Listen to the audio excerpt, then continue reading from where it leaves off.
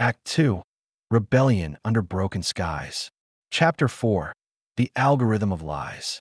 The council chamber erupted into chaos the moment Mara finished speaking. 23 hours had passed since their visit to the Memory Forge, and the coalition deadline now loomed less than 2 days away. The 7 council members sat in stunned silence while voices from the gathered crowd rose in a cacophony of fear, anger, and desperate hope. Sacrifice half our people or become something else? Counselor Vega's voice finally cut through the noise. These are our only options. Mara stood firm, the data crystal from the forge clutched in her hand. The atmospheric override would eventually make Alecton habitable again, but at terrible cost. The EIDOLON protocol would preserve more lives, but would fundamentally change what we are. And we're supposed to trust the word of machines, someone shouted from the back. The same AI thinking that poisoned our world in the first place. The Memory Forge isn't an AI, Kael interjected. It contains the preserved minds of our founders, human minds with human values. Human minds that have been isolated for decades, Counselor Reeves countered, his weathered face grim. Who knows what they've become in there? A new voice spoke up. Saren, one of the younger colonists who had been born after the disaster. We've been changing too. Look at us. She pushed back her sleeve to reveal the faint blue-green mottling on her skin. Adaptation marks that many of the colony-born carried. Maybe becoming something new isn't surrender. Maybe it's just the next step. The chamber fell quiet as her words sank in. It was true. The younger generation had already begun showing signs of adaptation to Alecton's harsh environment. Enhanced lung capacity, altered skin chemistry to resist the acid rains, even subtle changes in vision to better navigate the perpetual haze. There's something else, Mara said into the silence. Something the Forge told us about our history. The Coalition did offer evacuation after the terraforming failure. Our leaders refused. This revelation sent a new wave of murmurs through the crowd. The official history, taught to every child in the colony, held that the Coalition had abandoned them, leaving them to die on a poisoned world. That can't be true, Vega insisted, but her voice lacked conviction. The logs I found in Biosector 9 support it, Mara replied. The terraforming AI made a calculated decision to accelerate the process despite the risks. When it failed, the Coalition wanted to extract key personnel and sterilize the planet, just like they're threatening now. Our leaders refused to abandon the majority of colonists to death, so they condemned us all to this half-life instead. An older man called out bitterly. They chose to fight for everyone's survival, Kael corrected, and they preserved their knowledge in the Forge to help us continue that fight. Counselor Vega stood, her authority reasserting itself in the crisis. We need to verify this information before making any decisions. Elias, access the sealed colonial records. Confirm what the Forge has told us. Elias nodded grimly. It will take time. Time we don't have. Mara interrupted. The Coalition ships are already in orbit. Their drones are mapping our settlements. We have 49 hours left. Then we work quickly, Vega replied. Mara, Kael, prepare both options. Make sure we understand exactly what each entails. The rest of you, she addressed the crowd, prepare your families. Whatever we decide, changes are coming. As the meeting dispersed, Mara found herself cornered by Saren and a group of the colony-born. Their eyes held a mixture of fear and determination that made them look older than their years. Is it true? Saren asked quietly. Could we really become something new? Something that might survive here? Mara hesitated. The EIDOLON protocol would link our minds to the colony's systems and to each other. The Forge believes it would create a new kind of consciousness, one the Coalition would have to recognize as an evolved species rather than a failed experiment. And we'd still be us, another young colonist asked. The Forge claims individual identity would be preserved, Mara answered honestly. But I don't know what it would feel like. No one does. Saren exchanged glances with her companions. We were born here. Alecton is the only home we've ever known. If becoming something different means we get to stay. She didn't finish the thought, but she didn't need to. The colony-born had never known Earth or the other settled worlds. For them, this harsh planet wasn't a failed dream. It was simply home. Later, as Mara and Kael made their way back to the memory forge to begin preparations, they passed through the settlement's makeshift market. Normally bustling with trade, it was now subdued, people moving with purpose as they gathered supplies and strengthened shelters. Coalition drones occasionally passed overhead, their sleek forms a stark contrast to the colony's salvage technology. They're preparing for the atmospheric burn, Kael observed. Even without an official decision, they're getting ready for the worst. Can you blame them? Mara asked, becoming something other than human. It's a lot to ask. Is it? Kael stopped walking, turning to face her. What makes us human, Mara? Our bodies? Our separate minds? Or our will to survive, to adapt, to continue? Before she could answer, her comm unit activated. Elias's voice came through, tense and urgent. Mara, Kael, get back to the council chamber. Now, I've found something in the sealed records.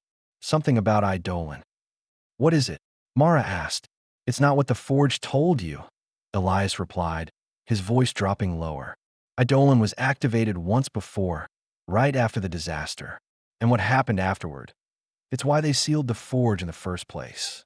The comm went silent, leaving them standing in the shadow of a coalition drone as it passed overhead, its sensors sweeping the settlement with cold precision, counting down the hours until extinction or evolution. Chapter 5. Fire in the Sap Jungles. The sealed records lay scattered across the council table, physical documents preserved from the early days after the disaster. Yellowed pages filled with handwritten notes, official reports with sections blacked out, and medical logs documenting symptoms no doctor had ever seen before. Elias stood among them, his expression grave as he handed Mara a thin folder marked with a single word, EIDOLON. 23 years ago, during the worst of the atmospheric cascade, the original council authorized a limited test of the protocol, Elias explained. 12 volunteers were connected to a prototype of the system. They believed it would help them better understand and control the failing terraforming equipment. What happened to them? Kael asked, though his tone suggested he already suspected the answer. Elias opened the folder. Inside were 12 personnel files, each marked with a red stamp. Deceased. They died? Mara asked. Not exactly. Elias pointed to the medical notes. Their bodies survived, but their minds changed. At first, they reported enhanced awareness, the ability to sense the colony's systems as extensions of themselves. Then they began speaking in unison, referring to themselves as a collective. By the third day, they no longer recognized themselves as individuals. The Forge said individual identity would be preserved, Kael said. The Forge lied. Counselor Vega replied, entering the chamber with the rest of the council behind her. Or perhaps it simply doesn't understand what happened. Either way, EIDOLON isn't an option we can consider. Mara studied the medical reports. These notes mention neural degradation patterns. Could the technology have been flawed? The Forge claims the current version is different. Are you willing to risk everyone on that claim? Vega challenged. Before Mara could answer, alarms blared throughout the settlement. Emergency channels activated automatically, and a colony-wide alert sounded. Fire in Sector 7. All available personnel report for containment duty. Sector 7. The sap jungles at the colony's eastern perimeter. The mutated forest that had grown from the ruins of a failed agricultural zone, where trees oozed a flammable resin that burned with toxic smoke. This isn't a coincidence, Kael said, already moving toward the door. The coalition is testing us. The council chamber emptied as everyone rushed to respond. Outside, the sky had taken on an ominous orange glow. Smoke rose in thick columns from the direction of the sap jungles, and the acrid smell of burning resin already tainted the air. Mara and Kael joined the emergency response team, donning enhanced filtration masks and grabbing fire suppression equipment. The colony had developed specialized foam that could smother the resin fires, but supplies were limited. Every container was precious. As they approached Sector 7, the scale of the disaster became clear. This wasn't a small test. It was a full-scale assault. Coalition drones hovered above the burning jungle, methodically igniting new sections with precision energy pulses. The fire spread in controlled patterns, hurting the colonists who fought it. They're mapping our response capabilities, Kael shouted over the roar of the flames. Seeing how we organize, what resources we have. Mara nodded grimly, deploying her foam canister against a burning trunk. The white substance expanded on contact, smothering the flames but leaving barely enough to treat the next tree. At this rate, they would exhaust their supplies long before containing the fire. Through the smoke, she spotted Saren and other colony-born working with surprising efficiency. They moved through the toxic haze with less difficulty than the older colonists, their adapted lungs better able to filter the worst of the smoke. They had organized themselves into teams, conserving resources by focusing on critical junctures where the fire threatened to jump to new areas. The younger ones know what they're doing, Elias observed, appearing at Mara's side with fresh supplies. They've grown up preparing for disasters like this. A sudden explosion rocked the ground as a particularly large sap pocket ignited. The blast knocked several colonists off their feet and sent a shower of burning debris across the firebreak they'd been establishing. New fires sprang up immediately, threatening to encircle the response team. Fall back, Vega ordered through the emergency channel. Sector 7 is lost. Protect the settlement perimeter. As they retreated, Mara noticed something strange. The Coalition drones had changed their pattern. Instead of continuing to ignite new areas, they were now scanning the burning jungle intensely, as if searching for something. They're not just testing us, she realized aloud. They're looking for something in the fire. Kael followed her gaze. The adaptation patterns. They're studying how the jungle burns, how the mutated ecosystem responds to destruction. Understanding dawned on Mara. They're gathering data for the sterilization, learning how to most efficiently burn everything away. By nightfall, Sector 7 was a smoldering ruin. The fire had been contained to the settlement boundary, but at great cost. Nearly half their remaining suppression supplies exhausted, a dozen colonists suffering from smoke inhalation, and a vital source of medicinal sap destroyed. The council reconvened in the emergency shelter, faces streaked with soot and expressions grim. The Coalition's deadline now stood at 36 hours, and their intentions have been made brutally clear. The atmospheric override is our only option, Vegas stated flatly. We've seen what the Coalition is willing to do. They won't negotiate. They won't show mercy. The override will kill half of us, Mara argued. There has to be another way. What if we modified EIDOLON? Kael suggested. All eyes turned to him. The records show the original protocol failed because it tried to create a single collective consciousness. But what if we design a more limited version? One that connects us enough to register as a new species to Coalition scanners, but preserves individual autonomy? Is that even possible? Elias asked. I don't know, Kael admitted, but the Forge might. It contains the minds of the original designers. The Forge has already lied to us once, Vega reminded them. Then we confront it, Mara said firmly. We show it the records. We demand the truth. A tense silence fell over the room. Outside, Coalition drones continued their patrol, their sensors cataloging every aspect of the colony's existence. In orbit, the sterilization fleet waited, weapons primed to erase 20 years of human struggle and adaptation. We have 36 hours, Mara continued. I say we use them to find a third option, one that doesn't require sacrificing half our people or surrendering our humanity. Vega studied her for a long moment, then nodded slowly. You have 12 hours to find this third option, Mara. After that, we begin preparations for the atmospheric override. As the meeting dispersed, Saren approached Mara, her face resolute despite the burns on her arms from fighting the fire. Whatever you're planning, she said quietly, the colony-born want to help. This is our home too.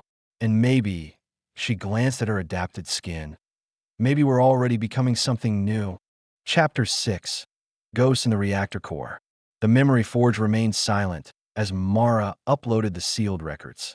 The holographic interface flickered, processing the contradictory information, its own account of EIDOLON versus the documented failure that had left 12 people hollow-eyed and speaking in unison before their eventual deaths. Explain this, Mara demanded when the composite entity finally materialized.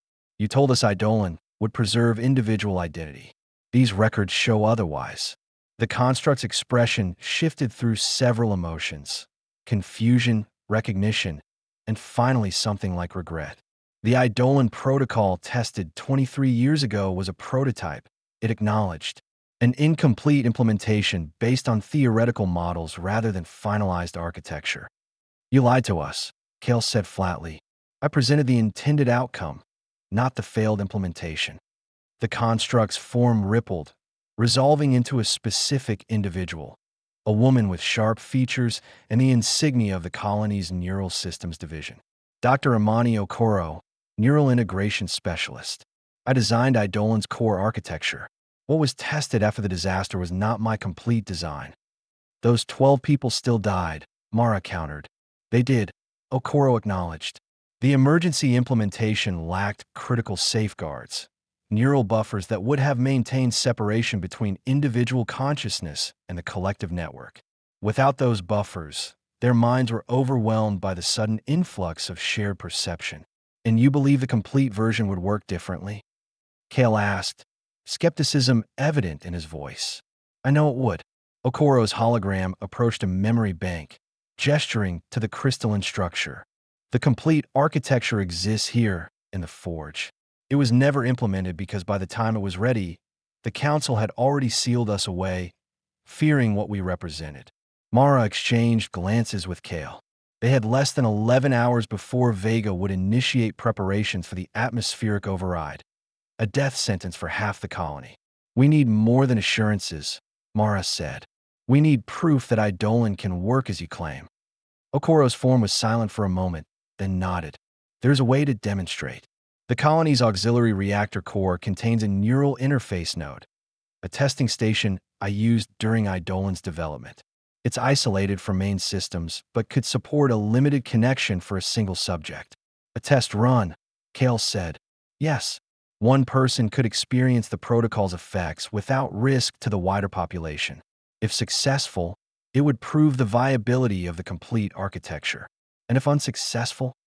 Mara asked. Okoro met her gaze directly. Then you would know with certainty that EIDOLON is not an option, and you could proceed with the atmospheric override with no lingering doubts.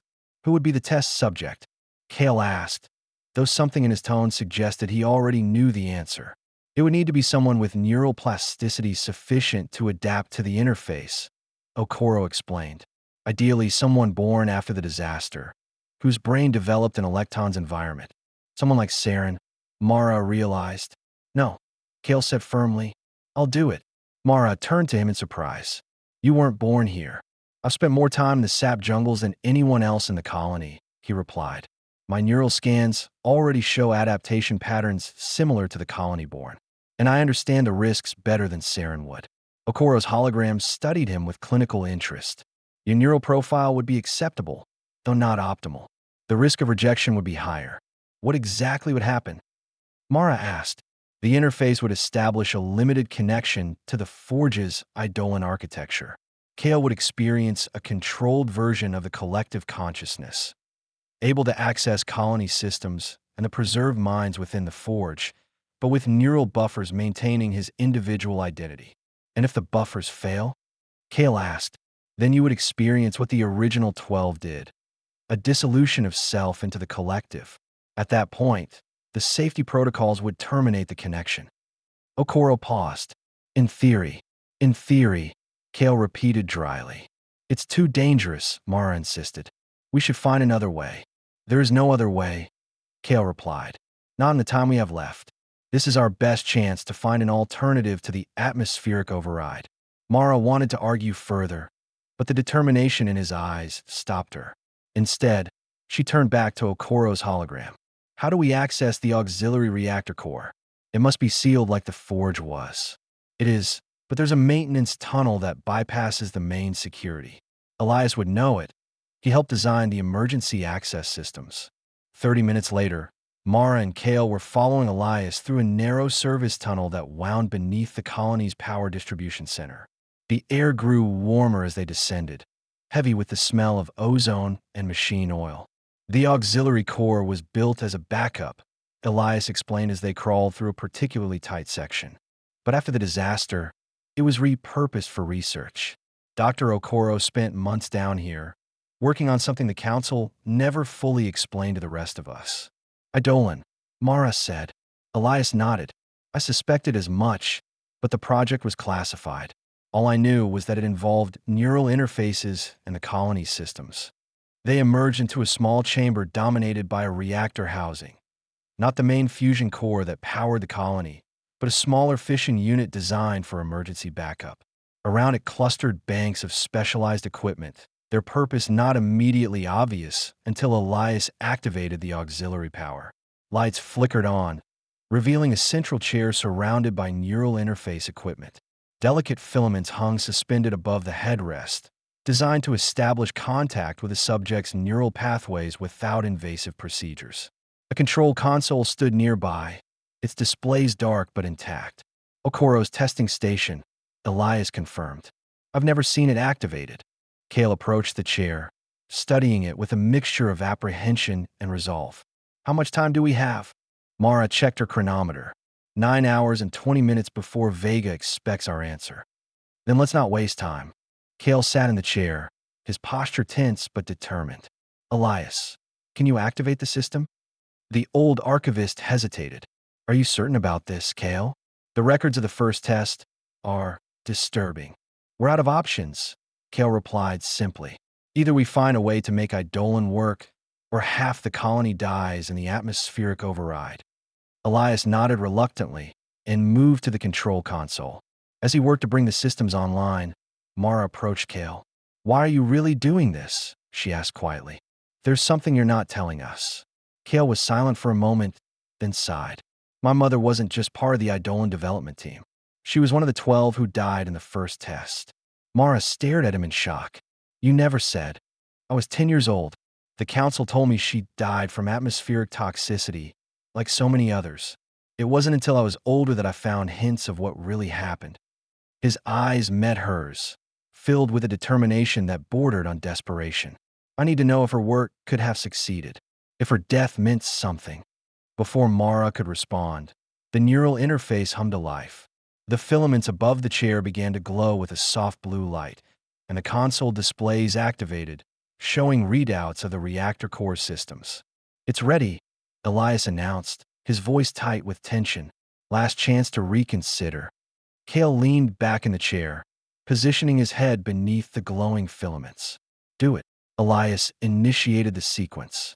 The filaments descended slowly, making contact with Kael's temples and the base of his skull. For a moment, nothing seemed to happen. Then Kael's body went rigid, his eyes widening as the interface established connection. Kael, Mara called, stepping forward in alarm. His lips moved, but the voice that emerged wasn't entirely his own. It carried harmonics and undertones that belonged to something else, something older and more complex. I can see them, he whispered. All of them. The ghosts in the machine. They are waiting,